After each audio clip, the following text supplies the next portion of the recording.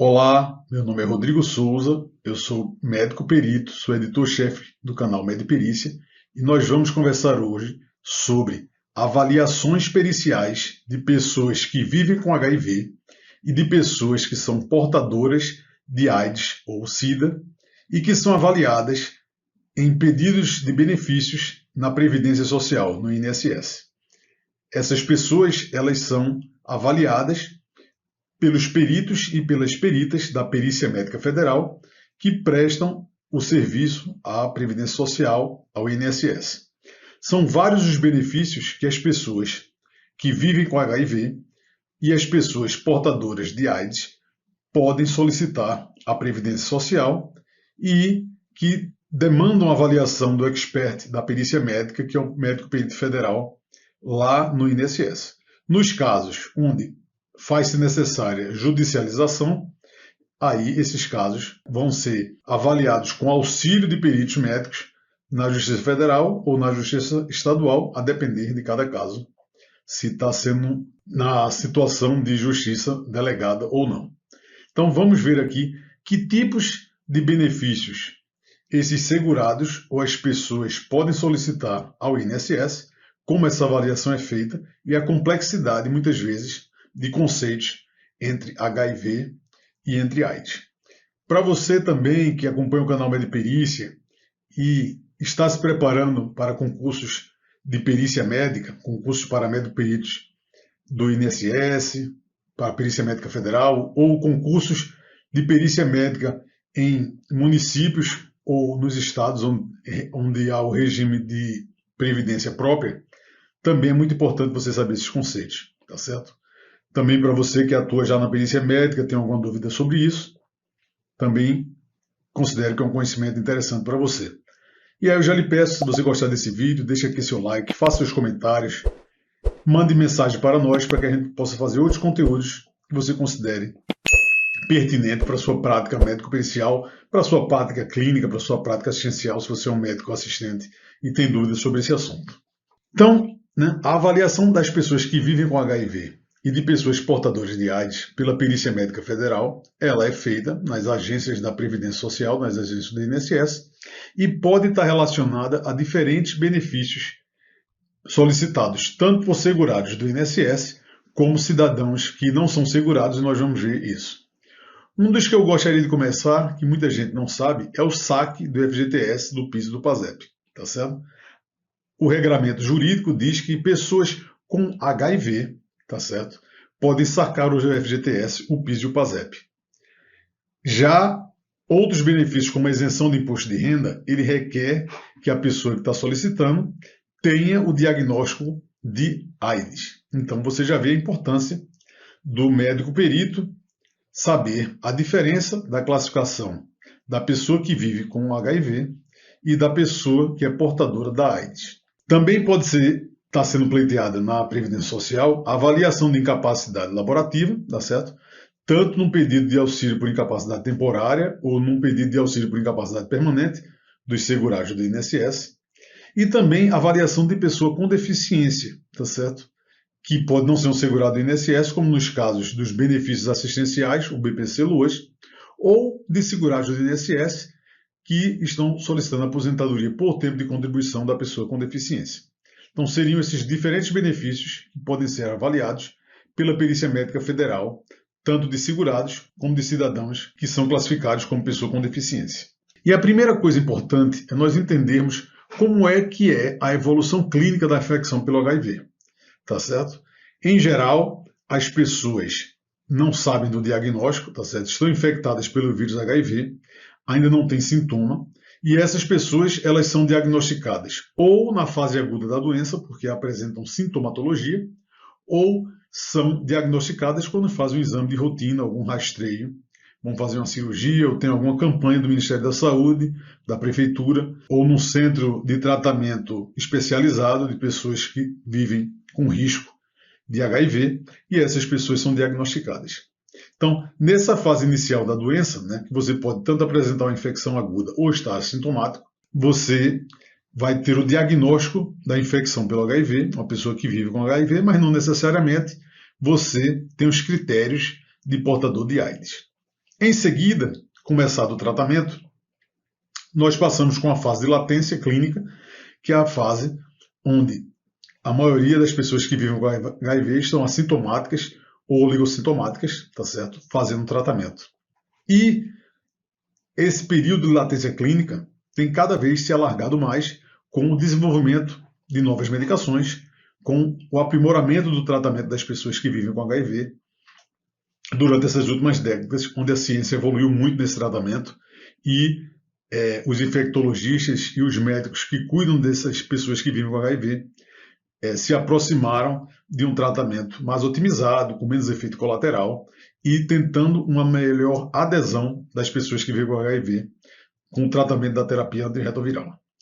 Em seguida, a pessoa pode desenvolver uma queda da sua imunidade, a contagem de linfócito CD4 vai caindo progressivamente, alguns casos mesmo em curso de tratamento, e aí a pessoa pode desenvolver a síndrome da imunodeficiência adquirida, que é a AIDS, ou SIDA, né, se fosse a sigla em português, e aí onde você precisa caracterizar que essa pessoa é portadora de AIDS. Então o conceito de AIDS seria a síndrome da imunodeficiência adquirida, manifestação mais grave da infecção pelo vírus da imunodeficiência humana, o HIV, caracterizando-se por apresentar uma grave imunodeficiência que se manifesta no aparecimento de doenças oportunistas, neoplasias malignas e lesões neurológicas. Então, a pessoa precisa ter esse quadro clínico para ser classificado, nós vamos ver mais à frente, como portadora da síndrome da imunodeficiência adquirida.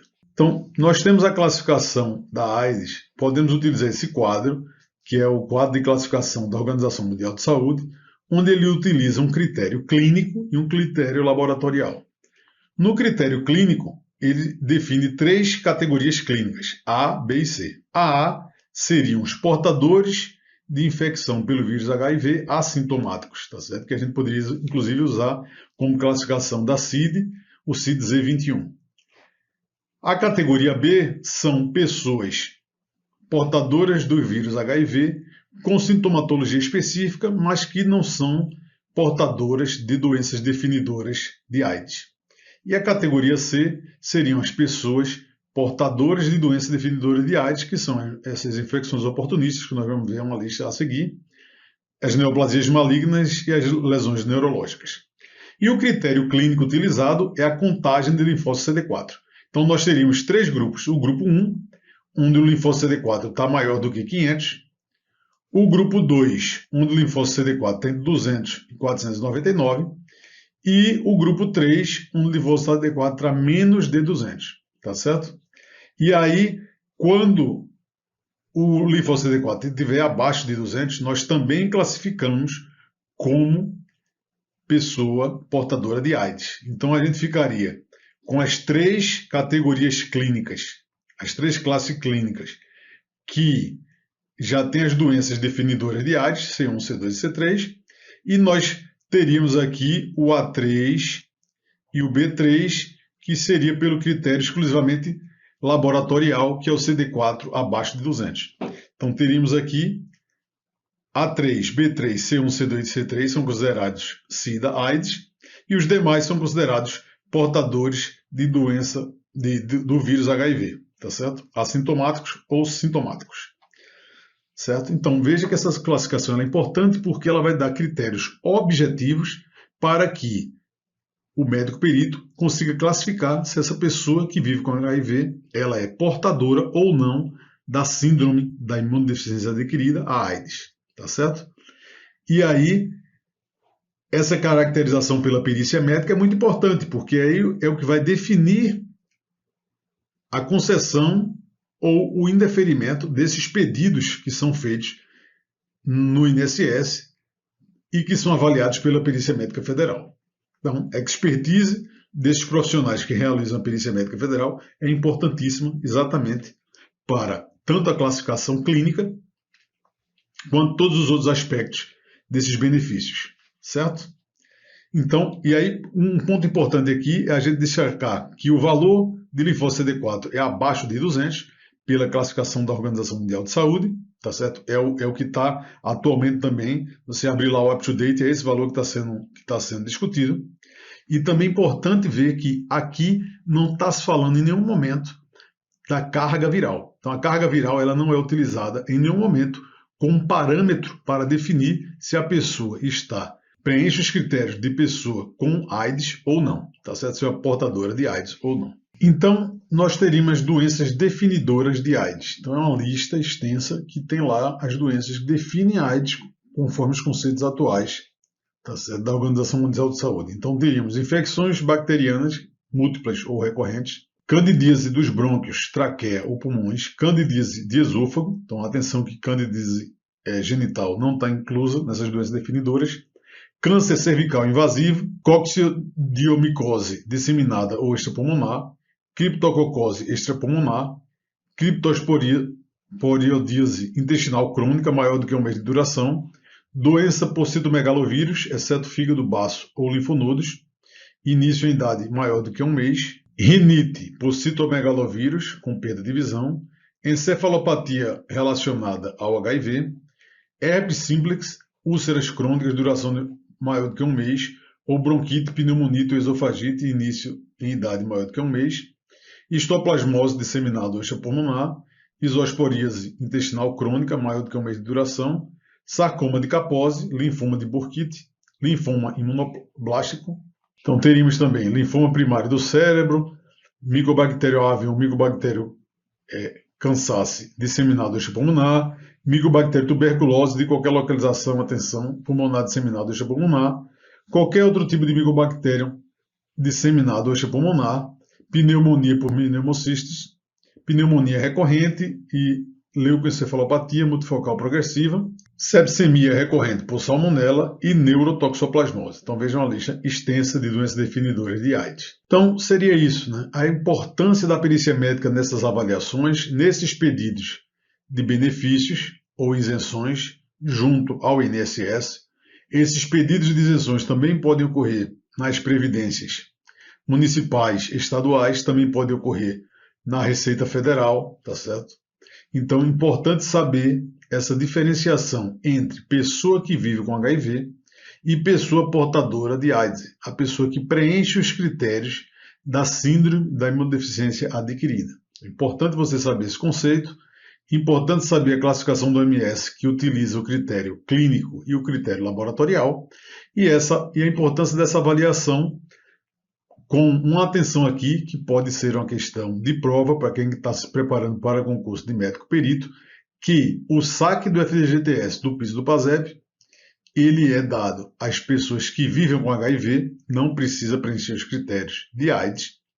A isenção de imposto de renda, você precisa preencher os critérios de AIDS, não basta ser uma pessoa que vive com HIV, e a avaliação da incapacidade laborativa, aos benefícios dos segurados do INSS, e a avaliação da pessoa com deficiência, tanto para o benefício assistencial quanto para a aposentadoria por tempo de contribuição da pessoa com deficiência, vai depender da análise caso a caso das questões relacionadas à doença, a limitação imposta pela doença, pelo tratamento e as questões biopsicossociais de cada indivíduo nessa avaliação, tá certo? Então, essa avaliação não tem como a gente criar um critério único porque é uma avaliação individualizada.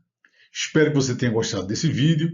Se você tem alguma sugestão de vídeo, de algum conteúdo que você acha interessante que nós possamos produzir aqui no nosso canal, deixe aqui suas recomendações, mande uma mensagem para a gente no direct do Instagram ou aqui pelo YouTube. Nós vamos ter muito prazer em correr atrás desse conhecimento e compartilhar, discutir aqui com vocês. Tá certo? Forte abraço e até o próximo vídeo.